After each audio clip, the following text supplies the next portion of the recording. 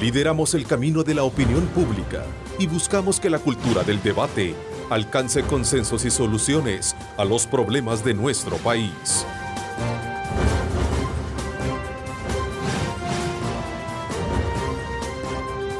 Diálogo con Ernesto López. Hola, ¿qué tal? ¿Cómo están? Qué placer enorme, como siempre, saludarles a ustedes. Gracias por sintonizarnos a esta hora de la mañana. Agradeciendo a Dios Todopoderoso por darnos esa oportunidad, ese privilegio de poder ingresar hasta la intimidad de sus hogares. Gracias por estar en sintonía de Diálogo con Ernesto López.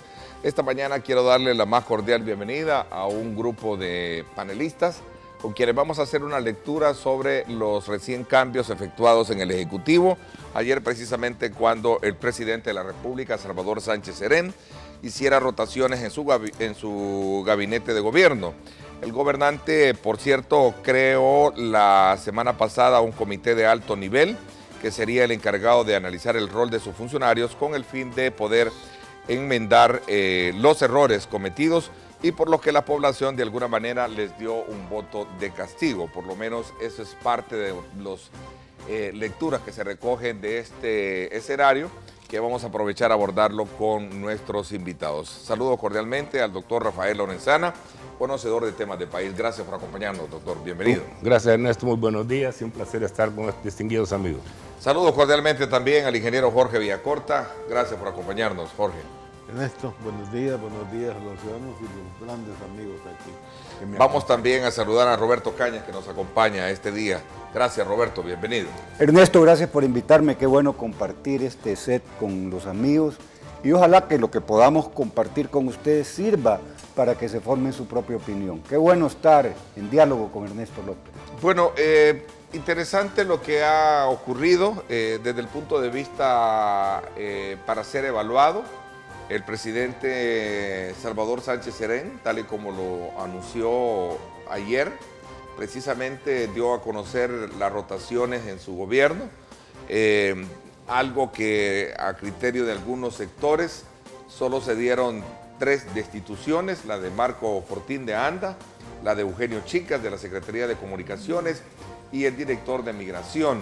El resto pues prácticamente fueron removidos. Hablamos del ministro Carlos Cáceres de Hacienda, que pasa al servicio exterior, Tarsis López, que deja economía y se nombra como comisionado para la inversión privada, entre otros aspectos que de alguna manera también representan como el punto de partida para saber de que las áreas de seguridad, que era uno de los factores de mayor preocupación para la población, así como también el tema de salud como uno de los factores más cuestionables, de alguna manera no fueron abordados.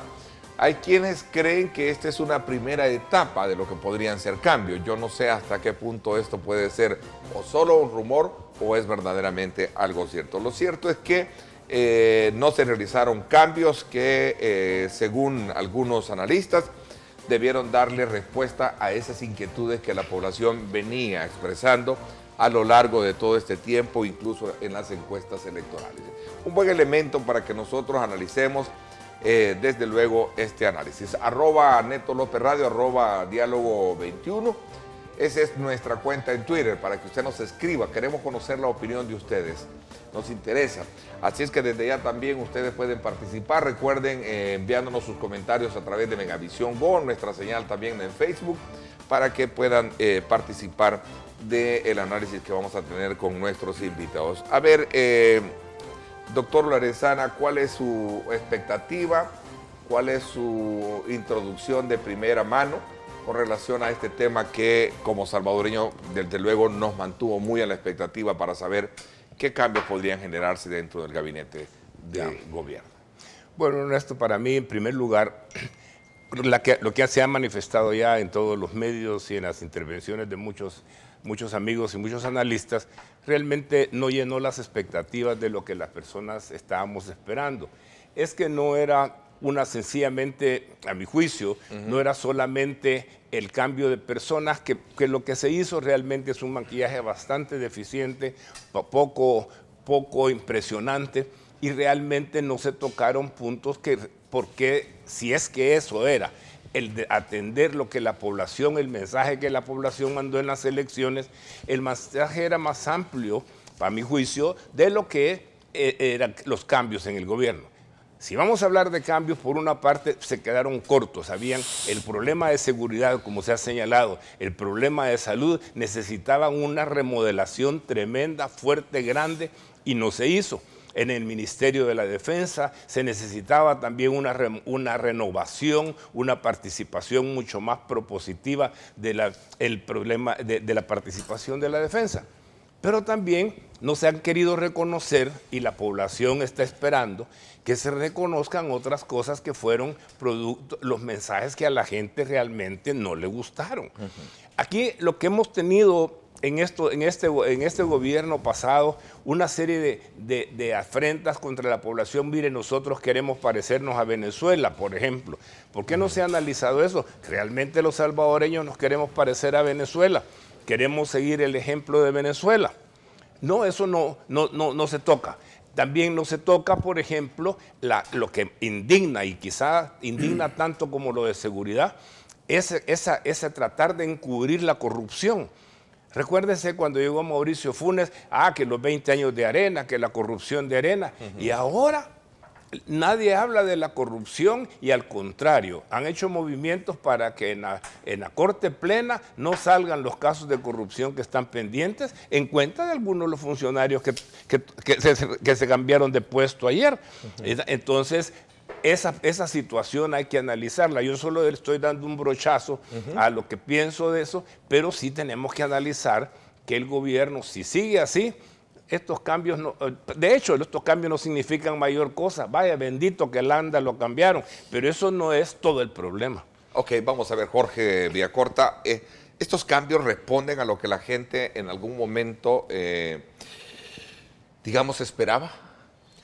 No, definitivamente que la expectativa generada cuando el presidente de la República, horas después de los resultados preliminares, indicaban esa pérdida de más de 400,000 votos por el FMLN, esas expectativas de renovación, de cambios, es mucho mayor de lo que en la práctica ha sucedido.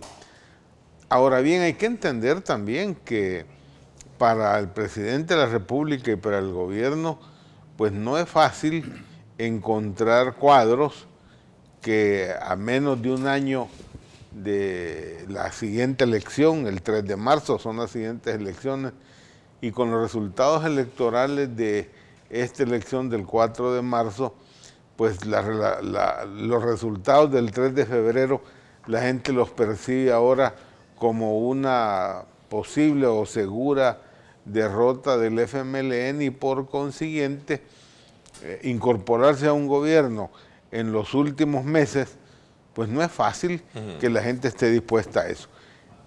Eso podía ser una explicación, pero no hay ninguna duda que la población esperaba más que cambio de personas, que son convenientes, es una nuevas políticas que le dieran a la gente un mensaje inmediato que va a tener resultados precisamente en el cortísimo plazo. ¿Y cuáles eran esas temáticas? No hay ninguna duda que el tema de salud y los señalamientos de los problemas de seguridad, pues hombre, así como el tema de la reactivación de la economía, son los temas que la gente estaba esperando, porque necesita empleo, se necesitan oportunidades. Obviamente que cuando aparece un reportaje en un medio escrito donde resulta que todo lo que sucede en el lago Suchitlán, la pesca, el manejo de los humedales en verano, resulta que todo eso es controlado por uno de los grupos delincuenciales. Entonces, uno dice, bueno, y la población, ¿y dónde queda entonces ahí el Estado? ¿Dónde el grito está? Y la voz de la población. Entonces, que pide seguridad. creo que esos aspectos son los que, añadido a un problema en que la gente también es sensible, a decir, bueno, mire, el tema de los salvadoreños en el exterior, y resulta que la gente percibió que muchos de los puntos que aparecieron en vallas o en mantas era un ataque y como se hizo en los años 60, 70 con respecto a los Estados Unidos, si bien es cierto, eso no le determina las políticas al presidente Trump, ni mucho menos, sí, pero la imagen, la impresión que genera es eso. Y los cambios, pues, no se dan en los temas más sensibles, sino que se dan, primero da la impresión que se dan para aquellas personas que no son históricamente militantes del partido, es decir, que no había un compromiso partidario, y en otros casos, pues pareciera que por el compromiso partidario no se tomaron cambios o decisiones. Y la otra cosa es que estos cambios parecen poco oportunos en el sentido que se dan como resultado de precisamente del problema electoral, es decir, de esa, digámoslo, de esa derrota electoral tan contundente. Hombre, se hacen cambios que debieron, creo que la población lo percibe, haberse hecho antes, y cada fin de año el presidente tiene la oportunidad de remozar, de hacer los ajustes correspondientes. Y como eso no se hizo, pues se genera esta impresión. Y la otra cosa es que es el gabinete realmente el responsable de este rechazo de la población, de este malestar de la población, de esta desesperanza de la población, cuando el gobierno, desde que asumió Sánchez Serén, se insistió en que ahora sí, el FMLN iba a gobernar, y que a diferencia de la administración anterior, ahora sí era una conducción, un partido de gobierno y un gobierno de partido, mejor dicho. Entonces, la responsabilidad, pues hombre, perdónenme, es del partido. Entonces da la impresión que ahí no se ha asumido como partido una responsabilidad, pues los cambios que hemos conocido como no son precisamente un poco la responsabilidad de donde debería haber sido, o por lo menos no asumirla como corresponde. En este caso el partido debió haber asumido ese cambio, ¿no? Así me parece. Vamos a ver, esa es una primera instancia, sin menospreciar obviamente la decisión del presidente de la República, que tiene toda la potestad de poder trabajar con su gente, pero ¿cuáles debieron haber sido los cambios oportunos? Creo que esa es la gran pregunta que todo el mundo se está haciendo. Y es otro elemento que me parece que es bien interesante que planteaba Jorge Villacorta. La responsabilidad y el mandato, si bien lo tiene el presidente, pero también es como querer estar desviando una responsabilidad que como partido de gobierno también le compete hacer. Vamos a ver, en este caso, Roberto Cañas, ¿cuál es tu lectura introductoria también a este análisis que vamos a tener en esta hora y media? Bueno, en primer lugar el timing, el manejo de los tiempos. Una cosa es hacer cambio de funcionarios en el segundo año de gobierno, en el tercer año de gobierno, y otra es venir a hacer cambios a 10 meses antes de la próxima elección presidencial. Eso resulta bastante difícil pensar que sean cambios que lleven a posibilidades de resultados excepcionales. Muy difícilmente se pueden esperar resultados en un tiempo tan corto. Son apenas 10 meses los que faltan para el 3 de febrero del próximo año, donde sea la elección. Y después, electo el próximo presidente, los gringos dicen es pato cojo el presidente que queda en funciones, porque verdaderamente ya va de salida. Debería el presidente actual pensar, bueno, ¿cuál es mi legado? ¿Cómo me van a recordar los salvadoreños? Es la preocupación de un presidente que va de salida. Parece que no está planteándose, por lo menos públicamente, ese tipo de consideraciones. Número dos, un gobierno no se puede dejar arrastrar por resultados electorales. La vorágine electoral no es tema de un gobierno que está conduciendo y administrando el aparato del Estado y tiene que sacar el país adelante. Y aquí estos cambios responden a resultados electorales. Es una cosa verdaderamente insólita, pues. Si el gobierno desarrolla su actividad, usualmente el presidente pide a sus funcionarios, y lo hacen de cajón, de poner a disposición del titular del Ejecutivo sus cargos, y los cambios de timón se hacen, pero es que este barco está navegando a casi 10 años de estar en el mar. Esas cosas en primer lugar. En segundo lugar, los tipos de cambios. Es decir, en el gabinete económico, el secretario técnico de la presidencia es como un primer ministro de esa área es alguien que tiene conocimiento del campo de la economía. Es decir, porque él coordina al ministro de Hacienda, al ministro de Economía y a todas las personas que tienen que ver con temas económicos. Vamos a ver si el vicepresidente tiene el tiempo y la capacidad, la experiencia para poder dirigir ese gabinete, que tiene muy pocas posibilidades de tener resultados por lo escaso de los días que le quedan. Segundo, el Ministerio de Economía, pues yo no sé en qué medida se piensa que se va a posibilitar cambiar algo en economía con alguien que no tiene las competencias para conducir esa área del gabinete de gobierno. Es decir, si yo tengo un problema odontológico, voy a buscar a un doctor en odontología, pues, pero si yo tengo un problema económico-social, voy a buscar a alguien que tenga competencia, formación, experiencia en esa área. Buscar que en la Secretaría Técnica va a haber crecimiento de la economía, lo dudo en un periodo tan corto. Además, ya el Banco Central de Reserva va a plantear una nueva forma de calcular el Producto Interno Bruto que va a llevar a una disminución de la tasa de crecimiento. Entonces, hay otras cosas que no son correctas. Usar el servicio diplomático como el recurso de colocar a personas que ahuecan en cargos de la gestión de primer nivel del gobierno, es decir, bueno, en esos casos yo aspiraría a la embajada en Rusia, pues ya en el Mundial me quedaría como, me iría muy bien. No es correcto, pues, porque se ve entonces como un menosprecio a la actividad de la representación del país en el extranjero, colocar a una persona, tiene dificultades, entonces tu premio de consolación va a ser... Irte al exterior. Irte al exterior. Okay. Vamos a ver, el presidente, voy a hacer una pausa comercial, dice, con los cambios que voy a implementar, pretendo un estilo de gobierno, dice, más ejecutivo y más efectivo, de mejores resultados que vaya al encuentro del sentimiento humano. ¿Cuál es la lectura? Ahora sí entramos a este debate abierto. Vamos a hacer una pausa comercial. Gracias por sintonizarnos. Es una declaración que diera el presidente de la República. Ahí está. Gracias a usted para poder de alguna manera estar participando desde ya. @Neto López Radio, Diálogo 21. Son nuestras dos cuentas en Twitter. Para que nos escriba, necesitamos conocer la opinión de ustedes. Vamos a la pausa.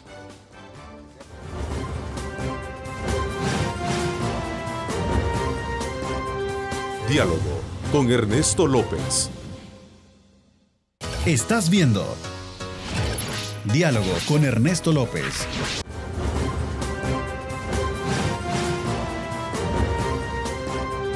Diálogo con Ernesto López. Estrechando lazos, mejorando tu vida. ACACU DRL. Bueno, gracias nuevamente por estar con nosotros. No es nuestro propósito esta mañana en algún momento subestimar las capacidades que seguramente puedan tener las personas que han sido nombradas o renombradas en otros cargos.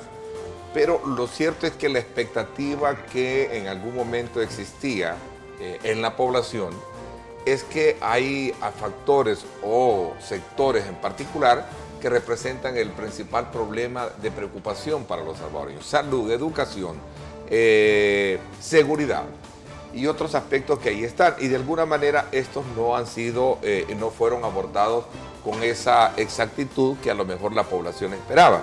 Sin embargo, hacía la reflexión que el presidente, antes de irme a la pausa, decía en una declaración en el marco de su anuncio el día de ayer que con los cambios que implementaría pretende un estilo de gobierno, dice, ¿verdad?, más ejecutivo y efectivo. Voy a comenzar en primero para poder comprender. Tienen la palabra los tres, no hay tiempo para poder, digamos, tomárselo por sí. ¿Qué significaría esto? Para mí lo que me indica es que así me explico ese cambio de Lorenzana, que es un hombre que estaba a cargo, como se dijo, del gabinete, la Secretaría Técnica, que es prácticamente una especie de ministro responsable de coordinar a todo el gabinete. Hombre, resulta que lo pasan y dicen, bueno, pero ¿por qué a comunicaciones? Pareciera como le bajaran responsabilidad y categoría. No, creo que lo que está diciendo el presidente es preciso valorarlo. El paso de Lorenzana ahí es simplemente para que ahora el estilo de gobierno se exprese precisamente en las comunicaciones. Y hay una revaloración, si usted quiere, del papel de las comunicaciones. Esto no es extraño, muchos gobiernos funcionan así. Yo recuerdo allá en aquellos viejos tiempos del presidente Duarte, donde se creó un ministerio de comunicaciones, que por cierto estaba a cargo de Adolfo Rey Prendes, como ministro de comunicaciones. Entonces tengo la impresión que esta es una parte que el presidente y el partido van a priorizar en los próximos meses que quedan. El caso, yo siempre me pareció que Eugenio Chicas no había logrado construir una estrategia comunicacional de largo plazo que permitiera precisamente lo que el presidente ahora señala, por algunas razones que tendrán que ver con comunicación. Sí, pero creo eso, interpreto eso. Pero Jorge, cuando él dice en la última parte de lo que mencionaba Ernesto ahí, que puso en la pantalla, que iban a hacer los cambios para salir al encuentro del sentimiento ciudadano. Perdóname, pero es que las encuestas lo están diciendo, hombre, si la gente la preocupación más grave que tiene es la seguridad. Y los problemas, sobre todo en las últimas 2 o 3 semanas que se han venido dando en la PNC, que se han venido dando escándalos, que se han venido dando desorganización y han querido hacer un pequeño maquillaje ahí en la PNC, que quitamos el GRP y le ponemos otro nombre y cosas por el estilo. Era obvio que el primer tópico que a la ciudadanía le preocupa ahorita es la seguridad, y no se tocó, no se tocó nada, no se ha tocado, no se ha hecho nada, ni siquiera se ha reconocido que eso es lo que la ciudadanía quiere, además de otras cosas como tú señalaste, el desarrollo económico, que no tenemos una política clara, no tenemos un rumbo, y con esto hubieran podido dar por lo menos un rumbo para, si es que aspiraban a ser gobierno en el siguiente periodo, dejar un rumbo, una vía para poder decir, por lo menos por aquí vamos a seguir. Pero lo que han hecho, sencillamente han mandado una persona que yo creo que es muy calificado a ANDA. ¿Para qué? Lo que le queda nada más ir a corregir el desmadre de facturación que han tenido. A ver, dice el presidente que quiere hacer un gobierno más ejecutivo y más efectivo. Entonces esperamos, cuando juramenten a estos caballeros y señoras, que nos digan en qué van a ser más ejecutivos, en qué van a ser más efectivos, porque no hay política pública. ¿Cuáles son los objetivos? ¿Cuáles son las metas? ¿Cuáles son las actividades que van a hacer en estos 10 meses que no han hecho en los 9 años anteriores? Porque si hablamos de ejecutividad, ¿qué es lo que van a hacer más ejecutivo, más efectivo? No se sabe. Entonces va a lucir seguramente Roberto Lorenzana cuando juramenten a estas personas diciendo, miren, estas son las personas y esto es lo que van a hacer. Y ahí van a demostrar que son efectivos, que son ejecutivos. Y yo puedo adelantar, no han planteado nada en seguridad. Se pueden hacer cosas en 10 meses, en 14 meses, que son viables. Cambiar la modalidad de la policía, a hacer una policía con carácter residencial, una policía que esté asentada en el territorio. Ese cambio de modalidad sería importante. Poner más atención a la prevención, más que al control y la represión del delito, atender a las víctimas. En 10 meses todo eso se puede hacer. Policía comunitaria, es viable cambiar esa modalidad en un periodo tan corto. En términos de salud pública, hay que hacer los movimientos de partidas en el presupuesto que se tengan que hacer, si el problema es de recursos económicos, para que en los hospitales existan medicinas, para que se pueda atender con dignidad a las personas. Entonces, en 10 meses mejorar los servicios públicos es una cosa que puede ser realista. Mejorar la educación, por lo menos la infraestructura escolar, que los techos, que los servicios, que los baños, que todo lo que esté en posibilidades de motivar al estudiante del servicio de educación pública a tener más ganas de ir a la escuela se mejore. Eso es muy importante, porque aquí no se trata de venir a decir no es un problema de personas. Sí. No, es un problema de estrategia, política, de cambio de política. Es algo más que eso. Vaya, en el tema de salud, seguramente no son suficientes los recursos, nunca lo son. Sí, pero los problemas que estamos viendo, perdónenme, son buena parte de carácter administrativo. Allí está el escándalo ya ayer de los médicos residentes que tienen 3 meses de no pagarles. Sí. Esto es un problema administrativo. Yo creo que es más eso que no hayan recursos para cancelarles sus salarios. Por allá que no les han pagado todavía a los productores de semilla de frijol del año pasado. ¿Ese es un problema de recursos o es un problema de administración? Que no hay medicinas en los hospitales, perdona, la ley, la CAP los obliga a planificar a todos los funcionarios sus compras meses antes, septiembre, octubre, los que van a comprar por el resto del año. Seguro. ¿Cómo me puede decir que no es eso? Recursos. Bueno, ¿y por qué no se prioriza la compra a los laboratorios, a la producción de la industria química salvadoreña, que ahora ha alcanzado un nivel ya que puede competir con cualquier sector industrial químico, no solo de Centroamérica, de la región? ¿Por qué no se prioriza ese productor que ya está aquí? Entonces, miren, es cierto, no es un problema solo de personas, tiene que ver entonces con políticas y bueno, hasta dónde quizás este cambio, como se dijo al principio, será un inicio de otros pasos más. Posiblemente cuando lo juramenten, como dice Roberto, vamos a tener ahí las políticas que van a implementar. Los cambios que van a hacer. Pero es que mira, Jorge, el problema, tú has mencionado varias de estas cosas, pero no, es que el problema no solo se quedó en salud. Como tú no vas a poder mantener una población fuera de las maras, una población, darle oportunidad a los jóvenes si no haces una cosa bien sencilla, crear empleos. Y si no creas empleo, si no das confianza, y eso me alegra en esa parte, yo no conozco a este muchacho que han puesto, para mí muchacho obviamente, que han puesto en el Ministerio de Hacienda, pero por lo menos, según lo que yo he podido informarme, este muchacho da confianza a los diferentes bancos mundiales que colaboran, le da un poco de confianza. Que yo lo siento mucho y no es nada personal, pero si a mí me decían, o a un banco le dicen, mire, lo que se suponía que iba a ser Lorena Peña, la ministra de Hacienda, yo no le daba mucho que los contribuyentes, que la cooperación le hubieran dado el mismo sentido que con este muchacho que aparentemente tiene buenas relaciones con ellos y que ha estado, que es técnico, no es político. Sí, pero es un ilustre desconocido, Rafael. Exacto, es un ilustre, de acuerdo, pero te da por lo menos... ¿Para qué querés un conocido que no sea, ¿para qué que es lo bueno? Yo he tenido la oportunidad de conversar, lo conozco. Sí. Y es muy técnico, una persona bastante... Va a tener la Peña ahí mientras termina la gestión. Ese es otro tema, porque tú estás planteando el tiempo del periodo en el que él va a estar, si va a desarrollar o no va a desarrollar una política fiscal coherente. Pero a mí me da esperanza que no va a ser un tipo que va a llegar a querer darle vuelta al presupuesto y a quererlo usar bajo de agua, como lo han hecho en otras formas. Pero el problema no está solo en eso. Mira, las escuelas, por ejemplo, que es un tema básico y ustedes lo han tocado. Ahí pues fuimos a ayudarle a una escuela, un grupo de gente para una escuela X, y entonces te encontrás no hay inodoros. No hay ¿cómo se llama? Los muchachos, no hay agua. Las bombas de agua, cuando hay agua no sirven. Sin embargo, entras a la escuela y lo primero que ves es un gran mural con la estrella de Alba.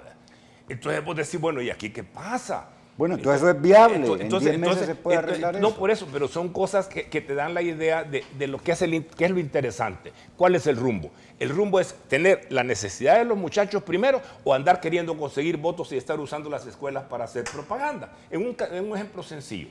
Ahora bien, ¿cómo vas a levantar tú la economía de este país? Vayan, si ustedes no tienen relación, pregúntenle a la gente que tiene que ver con las aduanas, si eso es un desmadre. Las aduanas, ahí no sale nada de las aduanas. Pero y la han complicado toda, Roberto. Rafael, ¿quieres aumentar el crecimiento de la economía? ¿Quieres que haya más empleo? Tiene que haber más inversión. Claro. Y entonces no puede pensarse que se genere un atractivo para la inversión pública y privada en un periodo tan corto de tiempo. ¿Cuál es el planteamiento que vas a hacer para que en 10 meses vengan empresas extranjeras, hagan fábricas y entonces, porque si no hay fábricas no hay empleo? Es decir, yo veo muy difícil pensar que en este tiempo tan corto se pueda proponer una política de generación de empleo. O sea, yo no lo veo. No, de acuerdo contigo, pero darle por lo menos rumbo. Jorge acaba de tocar un punto de la farmacéutica. Son las compañías de exportación las que más están exportando desde El Salvador. Desde El Salvador exportan pero si les estás poniendo, si por lo menos empezás a dar señales a esos empresarios, mire, vamos a arreglar las aduanas, porque las tenemos repartidas en fracciones. A un grupo le hemos dado la aduana de la Matillo, al otro le hemos dado, porque eso así es cierto. O irse más a lo específico, que así como se hace esa exportación, y viendo la carencia en los hospitales, ¿por qué no comprarle a la industria si la industria nuestra es muy competitiva? Lo de las aduanas, o sea, cuando venga la unión aduanera con Honduras y Guatemala, ahí se va a generar una complicación para esos grupos que manejan y se reparten las aduanas. ¿Y cuándo vas a tener la unión aduanera?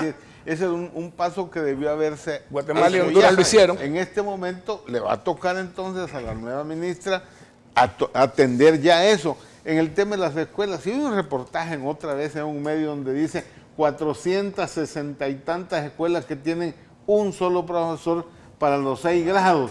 ¿Cómo le podés dar matemáticas a un muchacho de primer grado y a uno de sexto grado al mismo tiempo? Yo no sé cómo puede hacerse eso. Y más de 200 donde tienen 2 profesores para los 6 grados. Ahí puedes hacer cosas. Entonces, imagínate, ahí puedes hacer cosas que perfectamente, pues, la industria química no la obligaron, la industria químico-farmacéutica la obligaron, y qué bueno que lo hicieron, para su modernización y transformación. Esas empresas invirtieron millones, esperando que entonces les iban a comprar productos del ministerio. No, el ministerio sigue adquiriendo con unas licitaciones que uno no está muy claro, cuando perfectamente pudieran comprar bienes en bolsa y las empresas ir a la bolsa y ahí proponer y tener precios muchísimo más bajos. Y es más transparente. Mucho más transparente y para la corrupción. Jorge, pero ha habido otro problema, hombre, el pago. No, ¿cómo les pagan? Vale, mira cuántas empresas ahí salen todavía en los periódicos que se están quejando que los embarcaron en venderle uniformes al gobierno, no les han pagado los uniformes del año pasado. Vaya, esa es una buena medida, en 10 meses se puede hacer y por lo menos decir, vaya, el presidente de la República con ese flamante ministro de Hacienda garantiza que en los próximos 10 meses a proveedores del Ministerio de Educación se les va a pagar. Y dejar sustentado un esquema de pago para que ya haya garantía y no se convierta eso en un nuevo capítulo de la ley LACAP obliga. Esas son las acciones que creo que ustedes están preguntándose por qué de alguna manera, más que vamos por con más se vayan que cumplan la ley. Si la ley LACAP, digo esto porque yo he estado cuando se elaboró la ley como diputado, quedó que a los 30 días era máximo plazo del gobierno para pagar. Ahora bien, ¿de qué depende? ¿Es culpa del ministro? No. El ministro tiene un presupuesto, sí, pero quien le da la plata cada mes es el Ministerio de Hacienda. Entonces, ¿de qué sirve que le digan que el Ministerio X tiene tantos millones? Y uno cree, la gente cree que entonces, ¿y cómo es el ministro no suelta el pisto? Si es que no lo tiene, es en teoría que tiene eso. Quien tiene el dinero es Hacienda. Y se lo da mensual. Alguien me decía ayer que un anuncio bien importante es que si hubiese querido tener, es por ejemplo una reducción en el gasto, así como también de aquellas empresas como Cel y otras que están por ahí, que tienen altos salarios algunos funcionarios. Entonces, no se va a resolver el problema del país disminuyéndole los salarios, aunque simbólicamente es una señal importante que digan los funcionarios, bueno, vamos a honrar la austeridad del país y vamos a dar muestra en lo poco que le queda a esta administración de que corregimos, al final, pero corregimos, pero yo voy con más. La gobernabilidad del presidente ha estado muy complicada porque tiene una asamblea legislativa en la que no hay correlación para más deuda, para aprobar préstamos, para que le aprueben con prontitud el presupuesto, con más incremento. Eso va a continuar y peor, porque la nueva Asamblea Legislativa que tome posesión el 1 de mayo va a estar con una correlación total, o sea, va a gobernar los últimos meses con más complicaciones a nivel del legislativo. Entonces, a punta de decreto ejecutivo se pueden hacer cosas. Ahí le está pidiendo la Universidad de El Salvador al presidente de la República que le entregue el cuartel San Carlos. Se lo debería de entregar, es simbólico y es importante, podría ser que la universidad tenga más infraestructura.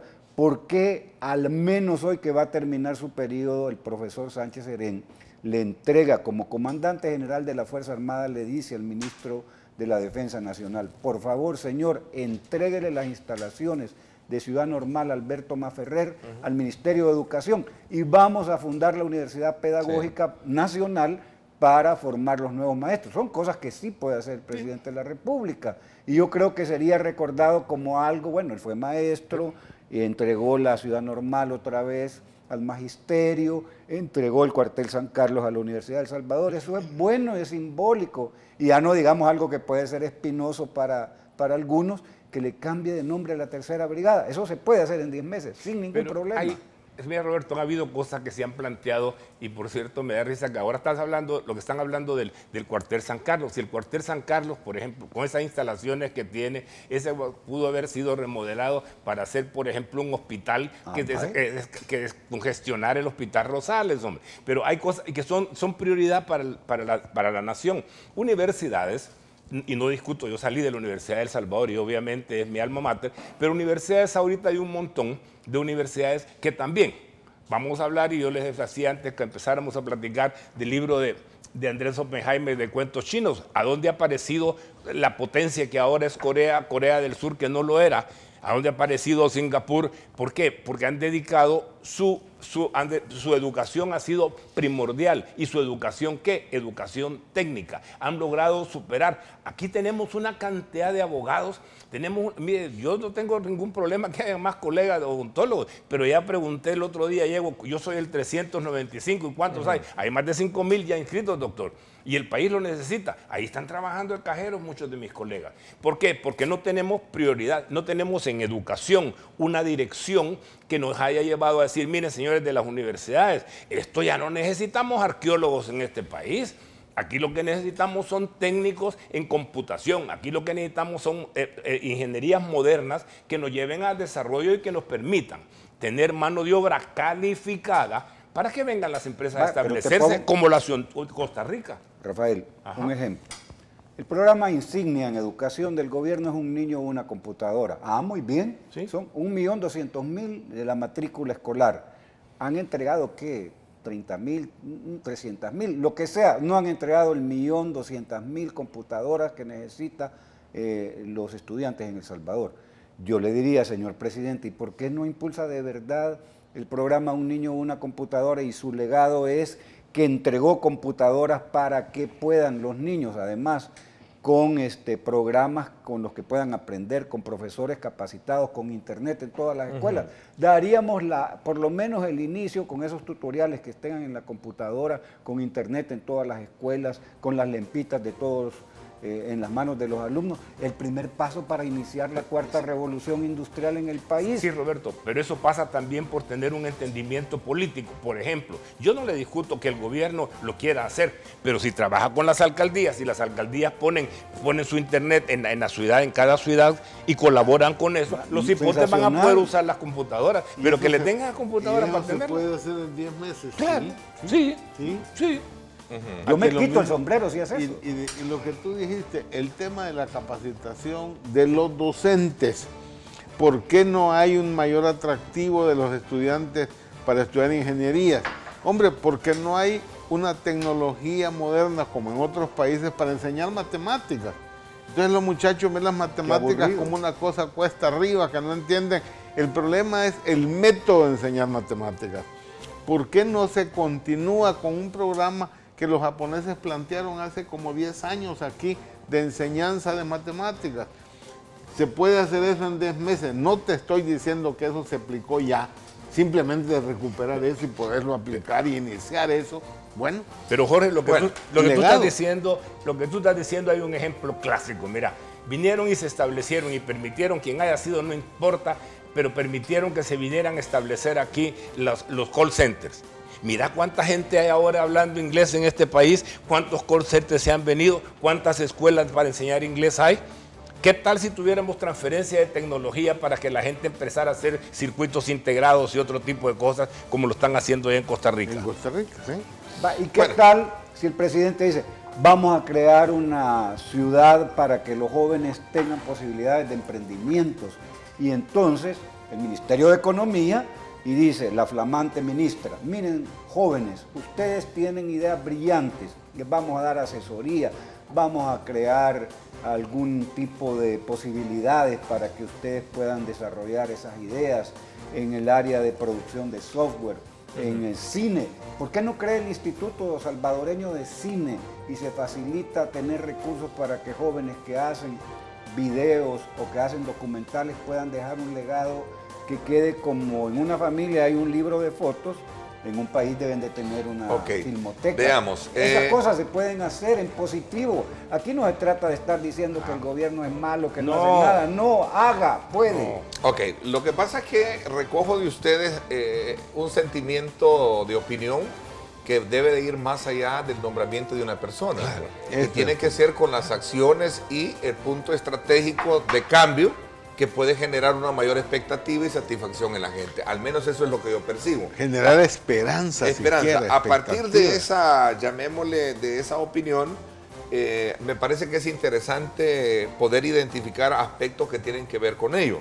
Por ejemplo, alguien decía por ahí, ¿qué se va a hacer con el tema de impuestos? Uno de los más grandes problemas que plantean sectores importantes, productivos en el país, es el tema de impuestos, es el tema de los subsidios en la población también. Entonces, me gustaría un poco hilvanar estos dos elementos para ir cerrando este ciclo de identificar dentro de la estructura de gobierno cuáles podrían haber sido mucho más efectivos los cambios, y después vámonos a ese otro elemento que me parece que es interesante analizarlo, que es el que planteaba en este caso Jorge Villacorta. Es decir, que el problema aparentemente es que aquí el gobierno estaría asumiendo la responsabilidad del cambio sin, de alguna manera, verse también el partido oficial en la necesidad de establecer cambios.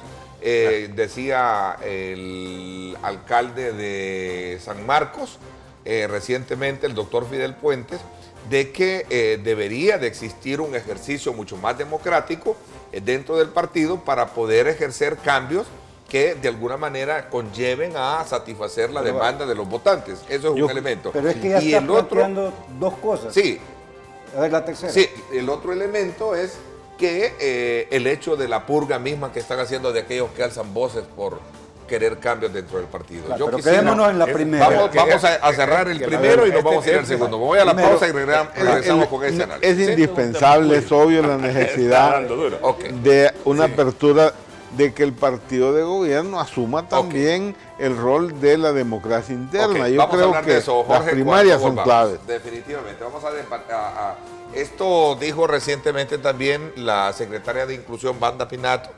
El primer gobierno de transición en El Salvador no podría tener mejor ministro de Defensa. Esto fue en alusión a un evento de mujeres que se llegó a cabo en las instalaciones catrenses el día de ayer. Así es que, por favor, esta es una declaración también, sobre todo porque en el marco de los cambios y en una conferencia de prensa, tanto la secretaria de Inclusión como el ministro se refirieron un poco a lo que había pasado con los cambios y argumentando sobre pues que no son personas de alguna manera que están atadas a sus cargos y que están sujetas desde luego a la decisión que el presidente de la República pueda hacer. Nos vamos a la pausa. Gracias por estar con nosotros, gracias por ese voto de preferencia que le da a Megavisión, a este programa y a todo el trabajo que desarrollamos a diario. Estrechando lazos, mejorando tu vida. ACACU DRL.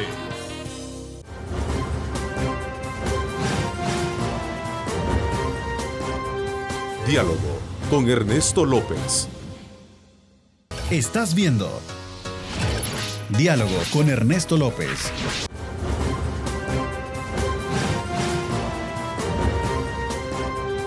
Diálogo con Ernesto López. En Semana Santa, refréscate en los 14 parques recreativos del ISTU y acompáñanos en los bailongos de verano. Vive tus vacaciones en los parques acuáticos y naturales. Te esperamos. ISTU presenta. Bueno, vamos a continuación a conocer más información importante de verano que tiene preparado el Instituto Salvadoreño de Turismo, gracias a Karen que Karen Avilés, que nos tiene esa información. Karen, adelante, buenos días, qué gusto, como siempre, saludarte. Adelante.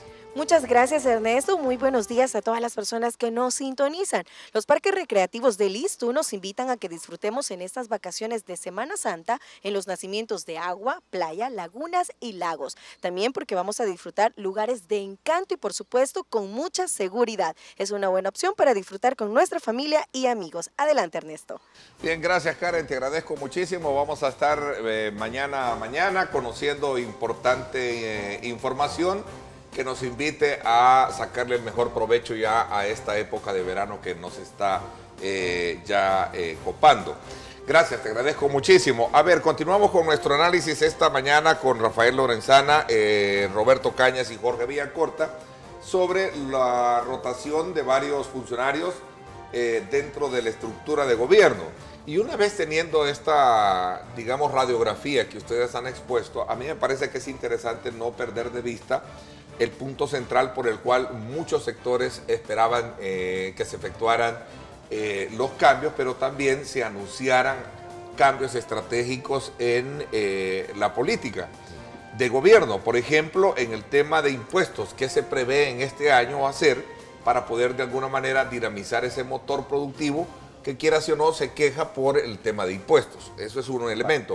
Pero ahí, vayámonos allá. Está la población también. Veamos el tema de los subsidios con la población, para poder un poco ir cerrando este capítulo. Te doy, Ernesto. Quizás decir esto rápido. El tema del agua, y se dice, mire, quitan a Fortín por haber subido las tarifas. No. Buena parte del tema de los subsidios responden a políticas o a presiones, digámoslo muy claramente, de los organismos internacionales que dicen, mire, oriente los recursos de manera de que los subsidios vayan estricta y directamente a aquellos sectores que realmente lo necesitan. Yo no puedo creer que darle dinero a los empresarios de buses sea la mejor solución para subsidiar el transporte. ¿Por qué no buscar que vaya más directamente a la persona que utiliza el servicio? Los jóvenes, los ancianos, etc. Bueno, lo mismo sucede con los otros productos, gas, energía eléctrica, etc. Creo que ese punto de vista debe de revisarse, es parte del rol del Ministerio de Economía. Entonces, así como eso, pues habrán otros temas de impuestos. El tema de los impuestos no hay duda de que quien gana más o quien tiene más ingresos debe pagar más. Se ha mejorado esa parte de los ingresos.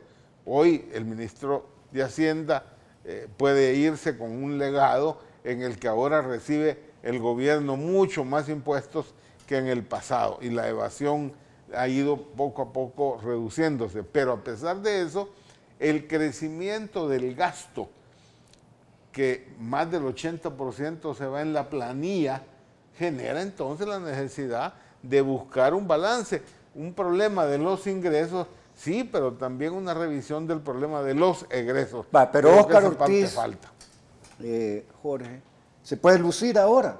En 10 meses puede hacer una propuesta de pacto fiscal. ¿Sí? Y en esa propuesta de pacto fiscal, del lado del ingreso, podría diseñar una política tributaria con progresividad, una política que busque resolver el problema de la deuda, que es grave y que van a enfrentar los gobiernos que siguen, el problema de aprobación de nuevos préstamos. Entonces, Óscar tiene un camino ahí sensacional. Ojalá que él pueda elaborar la propuesta de pacto fiscal que necesita el país, del lado del ingreso de esa manera y del lado del gasto, la austeridad, el uso eficiente de los recursos públicos. Ahí hay una cosa que sería importante, es parte de la agenda de país, se la puede dar como legado a los candidatos a la presidencia de la República. Eso en tema de finanzas públicas. Por supuesto, son impuestos, préstamos, deuda. En eso se puede trabajar, al menos en una agenda y de un instrumento que pueda ser discutido a futuro. Y eso lo pueden hacer en 10 meses. Ahora, además, en términos económicos, yo creo que es muy importante, además de los impuestos, además de toda la política fiscal, los precios y los salarios. Vaya, quieren hacer cosas extraordinarias. ¿Por qué no plantea el gobierno quitarle el IVA a la canasta básica y a las medicinas? Eso sería un alivio para las finanzas de los hogares. O sea, ¿Y por qué no plantea el presidente, que tiene iniciativa de ley a través de sus ministros, que la próxima legislatura apruebe que en el presupuesto general de la Nación exista por mandato constitucional que el 6-7% del PIB se invierta en el presupuesto de educación? Es decir, dejarle a la nueva Asamblea Legislativa y al nuevo presidente de la República una agenda nacional, porque aquí, ¿qué me importa a mí a quién pongan? Si no es de caritas esto, es de política de Estado. ¿Quiénes son los que van a poder sacar adelante el país? Pero mira, ahí hay un punto que por eso a mí me llama la atención y espero, voy a estar muy pendiente de lo que haga el nuevo ministro de Hacienda. Porque la discrecionalidad que usaba el ministro anterior para hacer algunos gastos no dejaba en que algunas cosas funcionaran como estaba supuesto a funcionar. Entonces, este señor ahora, el nuevo ministro, supuestamente es un técnico que va a ver las cosas de otra óptica. No las ves las cosas, si lo permiten, que vea, que trabaje técnicamente y que no vea todo en términos de votos, de cuántos votos va a conseguir, entonces lo que podemos tener una situación mucho más dinámica, un pacto fiscal que pudiera ser de beneficio, no solo para ellos, y me está quedando, el problema es de país, no es de partidos. Y es mientras no entendamos eso, y tampoco la población, aunque la población no pueda poner el dedo a dónde está el problema, pero la población percibe un desorden. Percibe que no caminan las cosas. Mira cuánta gente nueva ha entrado, cuántos nuevos empleos se crearon en el gobierno, muchos de ellos que no están funcionando o que duplican. Es constitucional que tiene que haber un Consejo Superior de Salud Pública. Ahí le correspondía, no crearon la División Nacional de Medicamentos y han hecho se han engorronado todo, que ahora no sabes a dónde vas a ir a pedir las cosas. ¿Y todo para qué? Para crear impuestos. Yo estoy de acuerdo en pagar los impuestos definitivamente, siempre y cuando me den el servicio con la agilidad que yo necesito para seguir haciendo negocio y seguir pagando impuestos. Pero si lo que van a ver, que ya lo dije varias veces, el tema de las aduanas, no lo quieren enfrentar, no lo quieren resolver, cuando no te quieren dar la agilidad que tenés para poder hacer negocio, cuando les ponen cortapisas a los bancos, unas cortapisas a veces completamente ridículas que pone la superintendencia a bancos que no les permite la agilidad para competir, estamos mal. Y lo que habló Jorge, y tú hablaste también de la unión aduanera, ¿por qué nosotros, Guatemala y Honduras lo pudo hacer y nosotros ahí seguimos todavía pensando que no? ¿Por qué? Porque estamos queriendo controlar las cosas desde un punto de vista partidario para mantener el control sobre las aduanas y los centavitos que entran y cuidado, no perdamos el control. No, tenemos que crecer y mientras no tengamos esa unión aduanera, por lo menos con esos 3 países, el crecimiento va a ser duro. O sea, son acciones más concretas, subsidios. Para ir cerrando un poco porque quiero hablar sobre el tema hacia dónde puede apuntar más. La política de subsidios debe ser muy clara, Ernesto. Las personas que no deben pagar no deben de estar subsidiadas. Estamos claros, pero los subsidios últimos, las decisiones golpearon mucho a la población. Por eso, pero cuando estaba Héctor Dada de ministro de Economía, hizo un diseño para tratar de corregir eso. No puede subsidiar a personas que tienen ingresos para poder pagarlos. Entonces, eso es lo que hay que revisar. ¿Deben de haber subsidios? Sí. Deben de existir para aquellas personas que tengan dificultades por su nivel de ingresos y necesitan ese tipo de ayuda. Subsidios es una cantidad de dinero que se le da a alguien para que pueda comprar gas, para que pueda comprar lo que necesite. Subsidio de la energía, y tú entendiste del agua, eso. Pero yo te voy a decir, por ejemplo, mi experiencia. De repente me está llegando un recibo de 140, 180 de agua. Y de repente, a los 4, 5, 6 meses me ha llegado de $3. Haceme el favor. ¿Cómo de repente te sentís, bueno, yo tengo que pagar esta cantidad de agua? Yo, si lo puedo pagar, a mí no me molesta porque si fuera bien utilizado. Pero que de repente me llega después un recibo de $3, después me llega uno de 40. Es un desorden. Es un desorden que además tiene otras implicaciones. Yo estoy de acuerdo con el señor... Hay quienes creen que esos fueron votos de castigo. Que lo podrían hacer...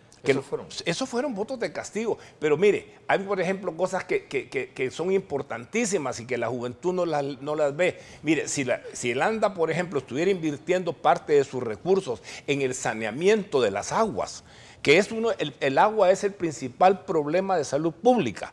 Cuando tenemos agua contaminada tenemos un problema de gasto de salud pública incrementado tremendamente. Ahora, ustedes ven aquí los ríos contaminados.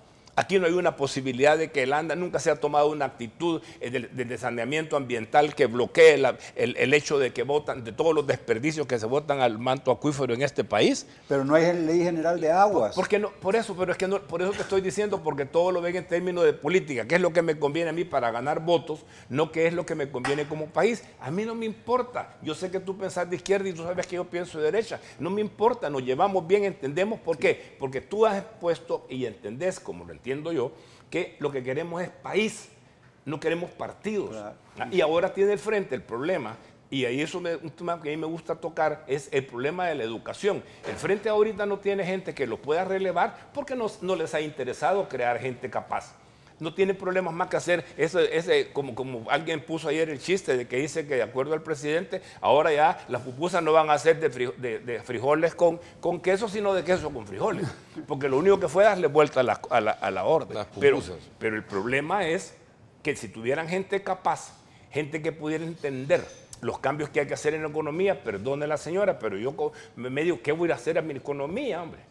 Entonces, si tuviéramos la gente capaz manejando cada cartera, si tuviéramos la gente con visión que pueda entender lo que significa el desarrollo de El Salvador, como país, no como partido, estarías en otra situación. Pero mira lo que ha pasado en el ANDA. Allá han entrado plata. Y se ha hecho algo positivo, además, mejor si se hizo hace tiempo con el asunto ese del EMPA, que se limpiaron el agua, pero no se ha hecho otro proyecto igual. Es una gran tarea de país la recuperación del río Lempa. No hay país que pueda ser viable si no tiene un río que sea la fuente de vida.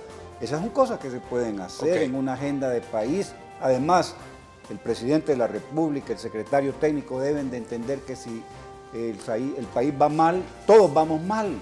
Y que entonces, si diseñan políticas de Estado y la proponen para el nuevo gobierno, para la discusión de los candidatos a la presidencia, harían un gran aporte y eso se puede hacer en 10 meses. El problema, mira, ley de agua, dijiste, aduana, hasta donde el problema no solo es la incapacidad de tomar decisiones, sino que protección para ciertos sectores. Exacto. Ok, vamos a hacer una pausa cuando regresemos.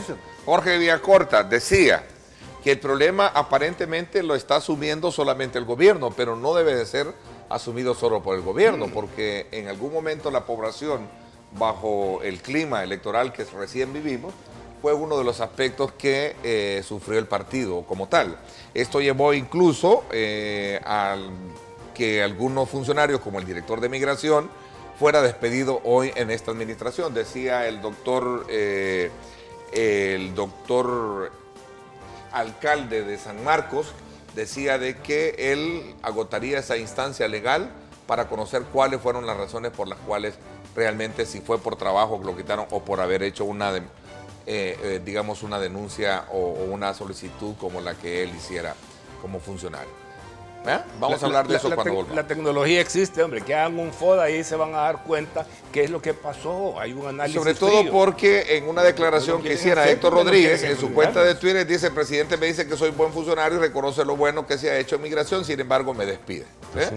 Entonces, vamos a hablar de eso, de lo que dice el doctor Fidel Fuentes, que le recomienda agotar cualquier instancia legal para poder pues ser responsable de sus acciones. Vamos a la pausa y volvemos con este tema. En Semana Santa, vive tus vacaciones en los 14 parques recreativos del ISTU. Haz tu ruta en los buses alegres y descubre la experiencia acuática y natural. Te esperamos. ISTU presentó.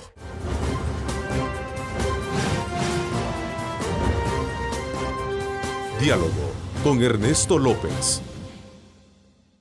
Estás viendo Diálogo con Ernesto López.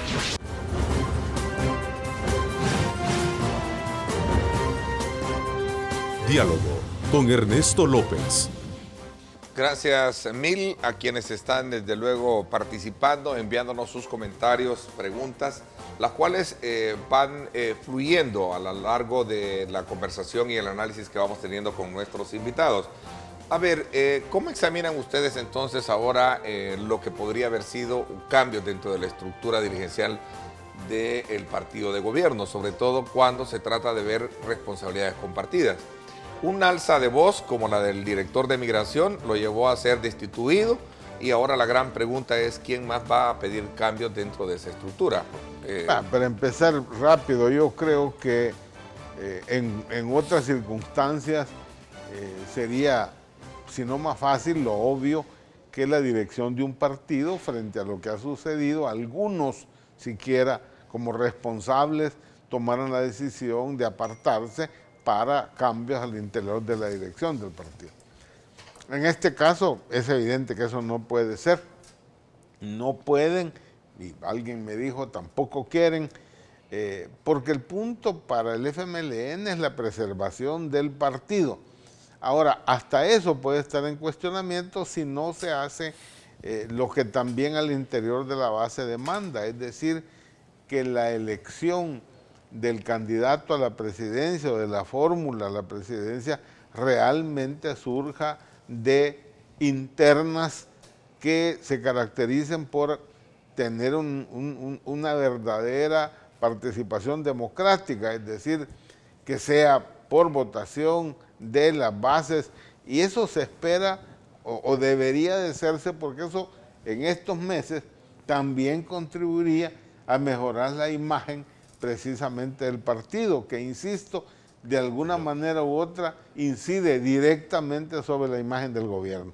Creo que esa parte falta hacerla, ojalá, puede ser que esos cambios los veamos pronto, porque la elección de la fórmula tiene que ser, ya están contra el tiempo, tiene que ser presentada 10 meses antes de la convocatoria de elección. Yo sé que mi amigo aquí a mi izquierda está que no se aguanta tocar ese tema, no, pero lo toca bien, pero te lo voy a tocar porque quiero hacer una introducción de eso desde otro punto, desde mi punto de vista. Mira, el problema es qué es lo que hizo el FMLN.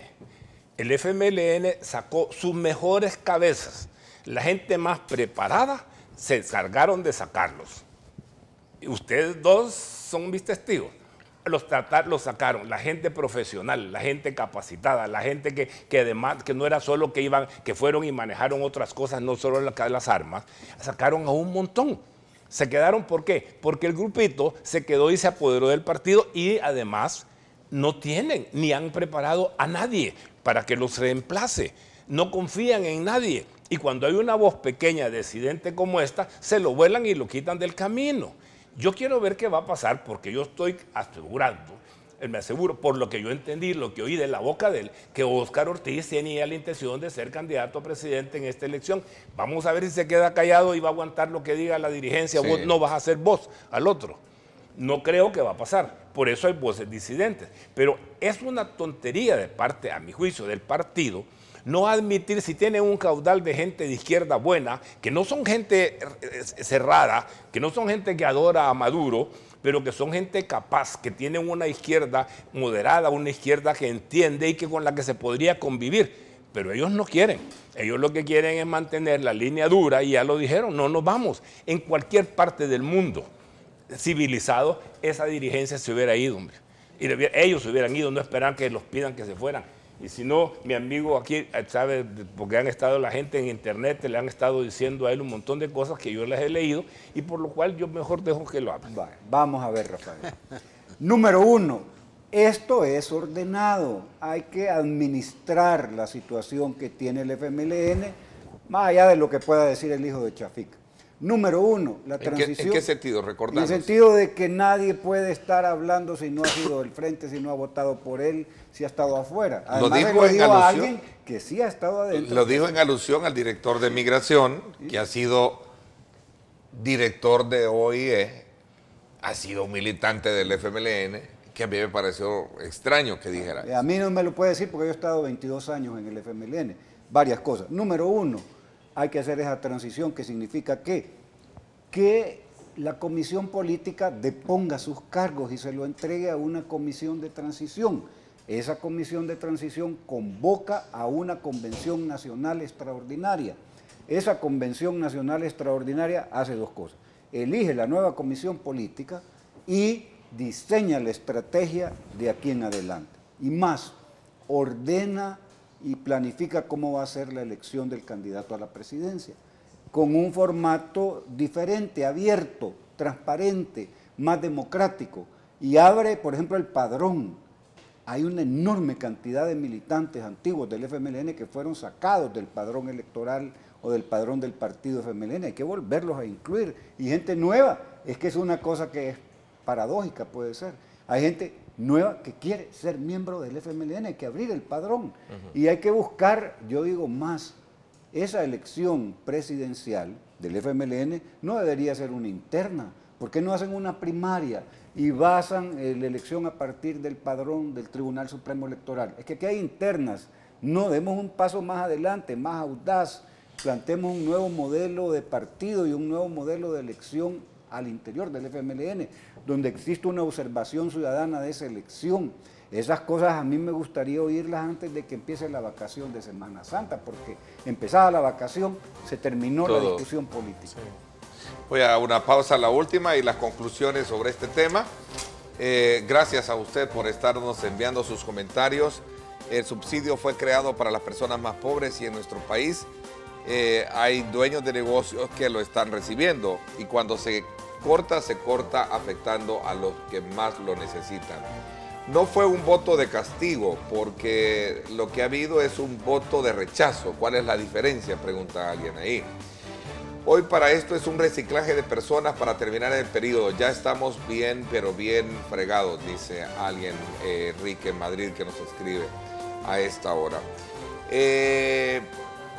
Bueno, dice, es ilógico lo de Roberto Cañas con lo de quitar cuarteles. Lo que no lograron en la guerra quieren hacerlo hoy durante este tiempo. Dice, vamos a ver, tú planteabas la creación de una escuela normal que me parece que es sumamente necesario en el país. De hecho, ya se va a crear el Instituto de Formación de Educación Superior, algo muy parecido, que se dio con los votos del Partido Arena en esta legislatura. Era algo parecido, ¿no? Interesante. Vamos a la pausa. Regresamos.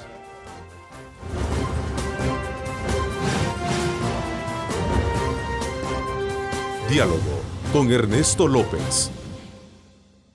El futuro es imaginar, es pensar en grande. Prepárate hoy. Estudia en la UFG y amplía tus oportunidades. UFG, tecnología, innovación y calidad. Bueno, aquí está, me hacen llegar las declaraciones que hiciera el doctor Fidel Fuentes, alcalde de San Marcos, con relación al despido que se hizo del director de Migración. Dice textualmente, yo, en el caso de él, sí llegaría a últimas consecuencias por la vía legal. Si hay una decisión de este tipo, es decir, de expulsarlo del gobierno, de dejarlo sin trabajo, pero no hay ninguna causal para que el partido llegue a eso conmigo, yo sí quiero que el FMLN salga adelante. Bueno, ya es una declaración ya más allá. No, pues, el cargo de migración, perdónenme, es un cargo de confianza y el presidente puede en cualquier momento retirarlo simplemente porque lo considera igual que un ministro. No veo ahí esto de que prospere un tema de carácter legal, porque insisto, es igual que el cargo de un ministro. Creo que el otro tipo de lo que se ha estado hablando del emprendedurismo, no hay ninguna duda de que eso es importante, sí, pero debe ir acompañado de la seguridad. ¿De qué sirve que venga yo e instale un pequeño negocio y la mara me cae al día siguiente cobrándome la renta? Entonces se me vuelve imposible el avanzar. Creo que ese aspecto también debe tomarse en cuenta, el tema de seguridad.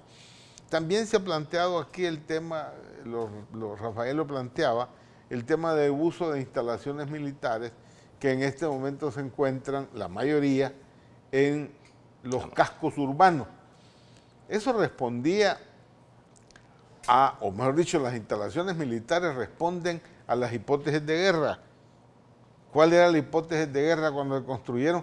Que el enemigo era interno, es decir, el enemigo era el pueblo. Por consiguiente, había que tener instalaciones precisamente donde estaba el pueblo para controlarlo. Bueno, eso ha desaparecido, por consiguiente, ahora se necesitan instalaciones militares modernas respondiendo a las hipótesis de guerra por un lado y al servicio que la Fuerza Armada tiene que dar en el tema de la vulnerabilidad de nuestro territorio. Me refiero al tema de terremotos, lluvias, etcétera, esos temas que tienen que tomar en cuenta. De tal manera entonces que instalaciones como San Carlos, allá tienes en Chalatenango otro, en cada cabecera departamental tienes instalaciones militares que pudieran orientarse hacia otras razones de uso más práctico para resolver los problemas. Eso se puede hacer, claro, y el presidente es el comandante en jefe. Comandante en jefe, pues. O sea, hay cosas que, en este caso, que perfectamente pueden hacerse. Y el caso del señor Héctor, que está en migración, a mí no me parece, creo que nadie está dudando que las razones de su retiro tenían que ver con una carta que él envía al secretario general del parque. Sí, pero lo que pasa es que cuando tú hablas del asunto de tecnología, por ejemplo, el desarrollo tecnológico que puede desarrollar la Fuerza Armada podría ser encargada de eso, en esos lugares que tienen tantos cuarteles que están desocupados. Hablábamos con Roberto, mira, sí, aquí hay oportunidades. Cuando se iba a construir el hospital de maternidad, se le dijo, mire, ahí en ese lugar quedaría bien porque queda cerca del Hospital Bloom, cerca de los centros más poblacionales, más cerrado del San Salvador, como está Soyapango, está Popay, ahí quedaría perfecto el hospital de... No se quiso tocar porque como es de los militares. Tampoco tenemos ese gran cuartelón ahí con una gran cantidad de espacio y terreno, pues ahí se podrían desalojar. El problema de hacinamiento en las cárceles, que hay hasta una resolución de la sala sobre eso. Ahí podría trabajarse también ese tipo de situaciones, se podrían utilizar, no que ahí están esos mamotretos desocupados que no están usándose para nada y que a la población le está costando mantenerlos. Cualquiera que sea la orientación, hay que utilizarlos. Este país necesita empezar, a mi juicio, un fuerte desarrollo tecnológico. No vamos a traer ahorita empresas de ninguna naturaleza si no tenemos gente con una mínima preparación técnica para que pueda asumir esas empresas. Y el día que lo tengamos esa oferta, así como tenemos los call centers que vienen ahora, porque tenemos gente hablando inglés y miren cuánta gente está trabajando con salarios bastante interesantes, podríamos tener más. Pero tenemos que tener una visión de país, tenemos que tener un rumbo y como sobre todo lo que dice Jorge, mientras no tengamos seguridad, mientras no queramos enfrentar que la Policía Nacional es civil, que no debe de seguir siendo utilizada y manipulada como se hace hasta ahora, no vamos a poder desarrollar un tema de seguridad que nos dé a los salvadoreños la tranquilidad que necesitamos para desarrollarnos. Así de fácil. Hagamos un plan de 10 meses, que es lo que queda para la elección el 3 de febrero del año próximo. Un plan de 10 meses de recuperación territorial, por fase, la estrategia es parcial. Hagamos la policía comunitaria, trabajemos en un plan para poder darles algún apoyo a las víctimas de la delincuencia. Trabajemos en la Tecnópolis. ¿Qué sería Tecnópolis? Todas esas instalaciones militares que ya no ocupa la Fuerza Armada, entregárselas a los jóvenes. El INJUVE, vaya, démosle la posibilidad de revitalizar ese Instituto de la Juventud y decirles, en todos esos cuarteles en desuso va a haber una ciudad de tecnología, ahí van a aprender a hacer cómics, van a aprender maquila de datos en internet, van a hacer todo lo que ustedes quieran. Eso sería una cosa sensacional y se puede hacer en 10 meses. Pero todo lo que estamos proponiendo, perdonen, pero pasa también por ser incluyente, pasa por venir y sentarse con la empresa privada, claro, con los sindicatos, con los muchachos, con los jóvenes, para ver hacia dónde vamos y decidimos un futuro entre todos. Si este país es de todos, este país no es FMLN Arena, este país se llama El Salvador.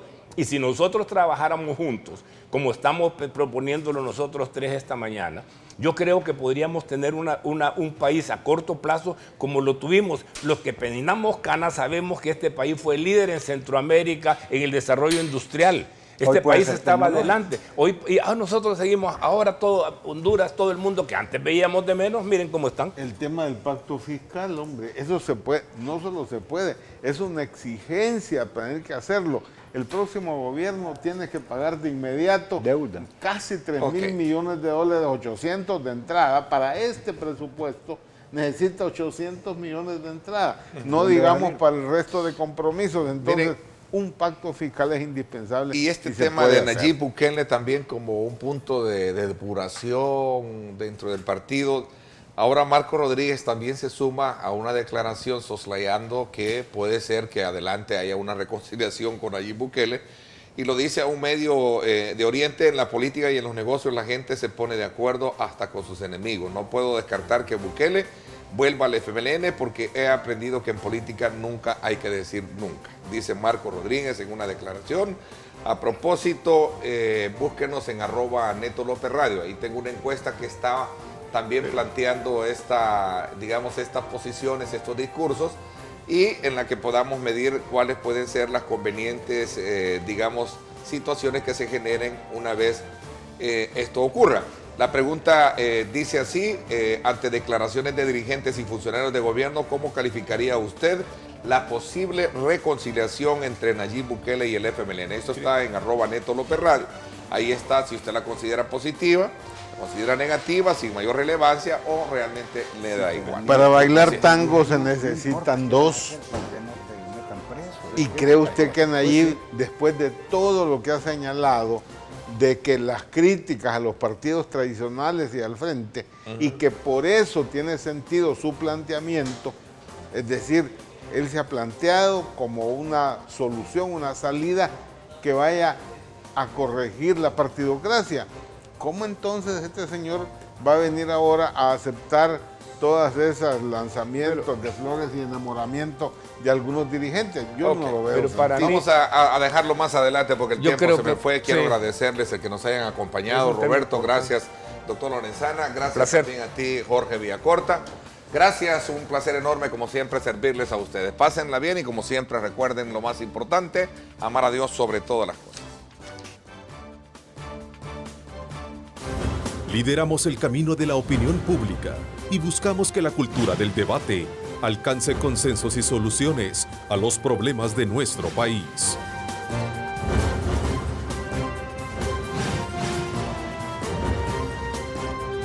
Diálogo con Ernesto López.